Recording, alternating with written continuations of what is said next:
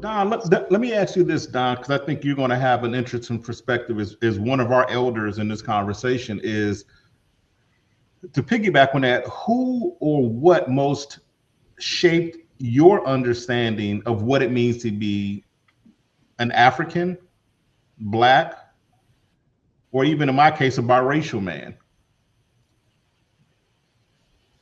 Um, well, as you noted, um, I come at this a little bit from a little bit different perspective because I'm a different generation. Uh, I'm a boomer. My parents came up through the Great Depression. Their parents and the Great Migration, and their parents came up from the South. And so those are the stories I heard about. That kind of, you know, real struggle, not to minimize any struggles that happen today, but those kinds of struggles.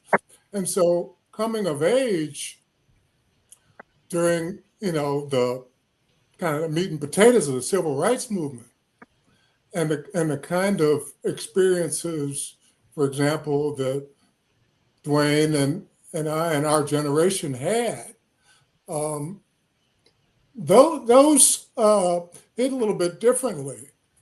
And I think to a large extent, as little Mike says, coming up and, kind of at the dawn of this information age, that their experiences in this are different. And so I guess to, more specifically answer your question, I was influenced certainly by my parents, but also all the elders and all those stories that I heard.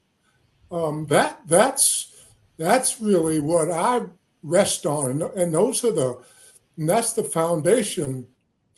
I certainly understand on whose shoulders I sit, and hopefully, my kids and grandkids, I'm able to tell those stories to them so that they know. I'm really glad, and I hope he's still with us, that Moses is with us, because that perspective and of a truly African community, and when he talks about tribes and clans, and I'm interested, how large is a clan? Uh, I understand, the differentiation, but I was just, as he was talking, Brother Moses, I was just trying to understand, how big of a community are we talking about here? And because, the more stories that one can hear, the more rich your understanding is. So, I appreciate this format, and barbershop is where this kind of talks happen. Mm-hmm. So, right on. let me follow up on that, Don, because what you hear today, not just, I'm not even on social, but what you hear today is you hear young people saying things like, well, that was the old way of doing things, right? Mm-hmm. And then you hear young people talk about how hard it is today. We lost Reverend Jackson this week. And this interesting thing is, when I heard that news, the first thing I thought about was Dwayne. And the reason is because Dwayne's father was there, an Honorable Reverend Billy Kyles, right? He was there in that moment. And I'm thinking, what does that mean when that generation of people, you all's generation, when you're talking about when life was hard, I even heard Mike's father talking about this. They couldn't go on certain sides of the train tracks, right? Absolutely. And you hear young people today talking about how hard it is because they got 2 jobs and they don't have enough mental time, right? And it's like, Really? Our parents were glad to have two jobs. Yeah, right. If they could get two jobs. Exactly. So Dwayne, as you kind of looking intergenerational, the things that you saw your father dealing with, and all those civil rights leaders when they will come to your home, and you're sitting there as a kid, a fly on the wall, right? Listening to them plan bus boycotts and how they're trying to get voting rights together. And then you listen to the younger generation today, and it's how many followers can I get on TikTok? Right. So when we talk about culture and identity, is there a clear difference between the way younger people and older generations are interpreting what identity and Black culture is? I think we are, and you know, there's so much that I'd like to dig into. This we could do. We need to really do this more often, because I mean, we could do a whole show with Moses talking about how the clan system working beneath the Kenyan government deals with life. That's the culture dictates the kind of life that people live. And they're not dependent upon the Kenyan government or any other government to tell them how to conduct themselves. If there are disputes, I'm assuming that those are dealt with within the clan or within their own substructure. And, you know, it seems to me that there's a lot to be learned. One of the problems is, you know, we have to take our ego out of these conversations, because, you know, everybody comes to the table thinking they know what's right and what's best. And so it makes it very difficult for people to really embrace the possibility of something greater and better that may not look like what you're used to. Now, I grew up in the midst of the struggle, you know, the civil rights struggle. And like you said, Tony, didn't even realize it at the time, but was fortunate enough to have the benefit of listening to those conversations, storytelling, laughter, cussing each other out. You know, I mean, all of that made me who I am today. I mean, it absolutely impacts how I roll out in the world. And because I had the benefit of what is, I'm sure, a very unique kind of experience, relatively speaking, given the massive number of people that were impacted by what happened, the more I understand how it's important to preserve these stories. You know, Don is a master storyteller. That's his mantra. We have to tell these stories. We have to communicate. We have to take our egos out of these conversations and see what we can learn from each other and build. Because quite honestly, the only way people of color, period, around the world are going to assume their rightful place in the world is for us to drop what are essentially, I think, artificial kinds of notions that separate us, so that we can have conversations that really are deeper, richer, and can really help us to do better. Because if we had a different system for, you know, we don't have to rely on the government to make sure we don't rob each other or you know, snitching. I mean, those are things that have arisen out of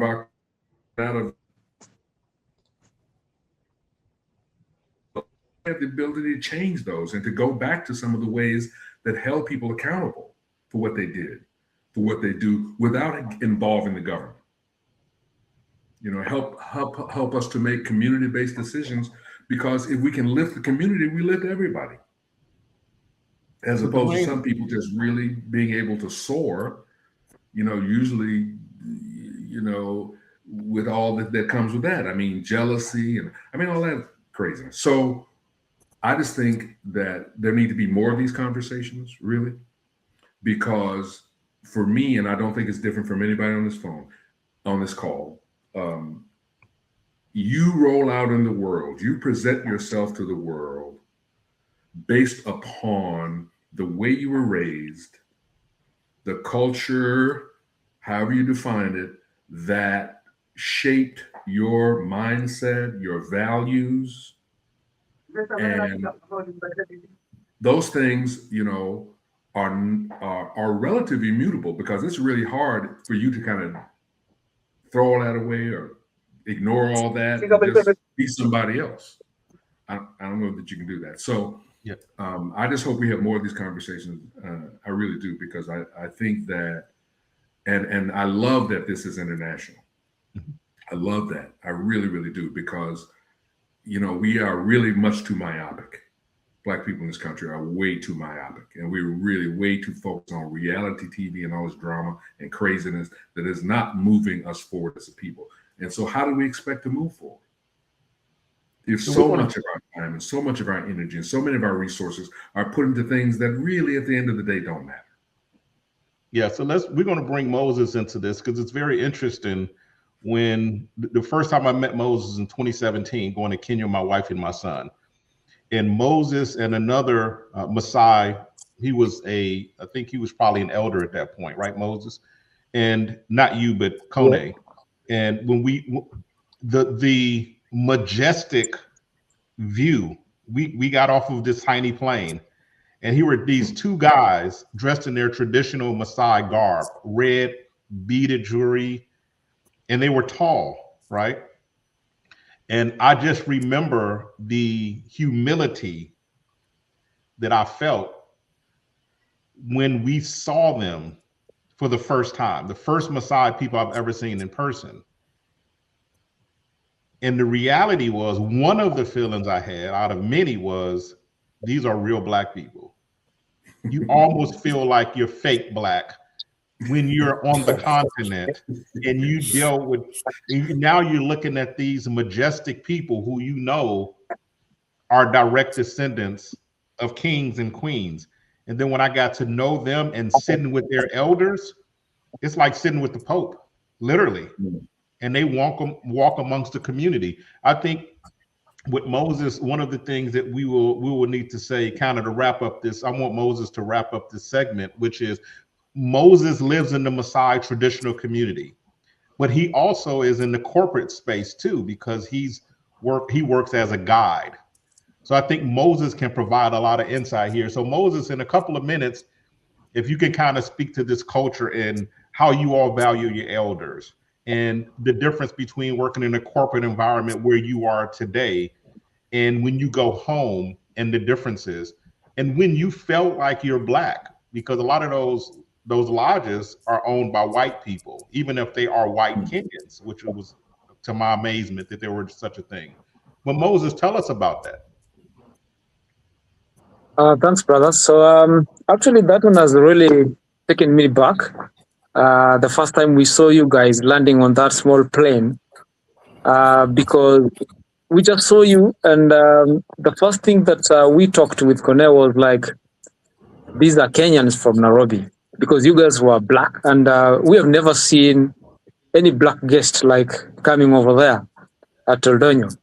So it was really, really impressive to see Blacks from, abroad, that is from other countries. And after we learned that you guys are from the US, we are so much, we felt it, because we felt that these are our brothers that are not supposed to be in the US. They're supposed to be here with us. And seeing you guys landing over there, that was really something that we took it, very, very seriously.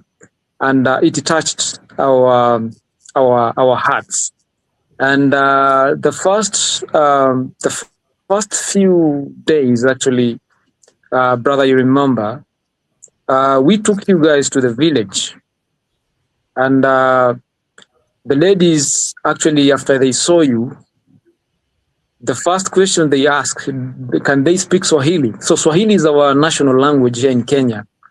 And we told them, no, these are Americans. And they were like, no, these guys are supposed to be here in Kenya. So we felt that you guys are not supposed to be on that continent over there. You are supposed to be here with us. And actually, the Maasai people, we have stages. We have elders like over. So we consider people elders when they get 70 years. Like my dad is 71 right now, and he's one of the elders around the community. And then we have uh, junior elders that are around 50s. So, brother, now you are a junior elder as well because you are around 50, right? 53 right now, right? 54, so yeah. back here in the community, actually, you can make some decisions. So we have warriors. So warriors, those are people that are used by the community to guard other people. Like, there before, there was wars in between communities. So the Maasai people came up with a system of forming their own government. So the work of the warrior was just to protect the community, from other intruders. And then after every 15 years, they come up another age set. So like in my age set right now, we were over 3,000 warriors.